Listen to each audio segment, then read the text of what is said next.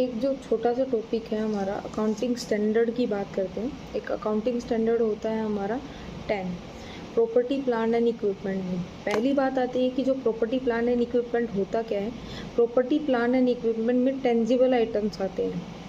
अब जो tangible items होते हैं उसके रिगार्डिंग आता है कि टेंजिबल आइटम्स होने चाहिए जो हमारा यूज़ किया जाए किस चीज़ में, जो प्रोडक्शन के लिए यूटिलाइजेशन होता है, जिनका सप्लाई करने के लिए या फिर हमारा रेंट पे या एडमिनिस्ट्रेशन के लिए जो यूज़ करते हैं वो इसके अंदर इंक्लूड होता है।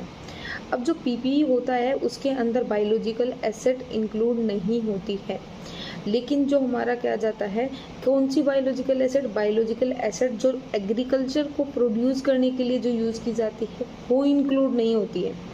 हमारा जो बियरर प्लांट होता है वो इंक्लूड होता है इसके अंदर। तो ये ऑल अबाउट था हमारा कि प्रॉपर्टी प्लांट एंड इक्विपमेंट की हमारी डेफिनेशन क्या होती है उसकी चीज़। बाद में आता है कि हम रिकॉग्निशन किस तरीके से करते हैं, बट इससे पहले हमारा ये पता होना चाहिए कि प्रॉपर्टी प्लांट एंड इक्विपमेंट तो ये तो होता है, उसका एक टाइम पीरियड है कि वो 12 महीने एटलीस्ट हमारी यूज़ में हो। 12 महीने से कम वाली को हम प्रॉपर्टी प्लांट एंड इक्विपमेंट के अंदर इंक्लूड नहीं करेंगे।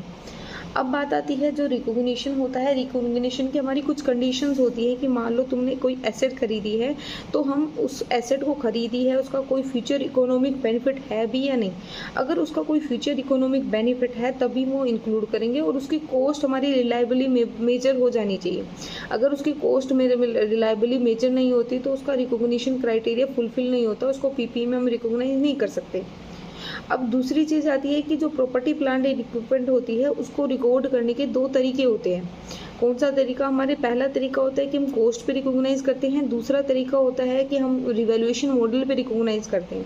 तो कॉस्ट में जितना भी कॉस्ट अमाउंट होती है परचेज करने के लिए, उससे रिलेटेड जितने भी डायरेक्टली एट्रीब्यूटेबल कॉस्ट आती है।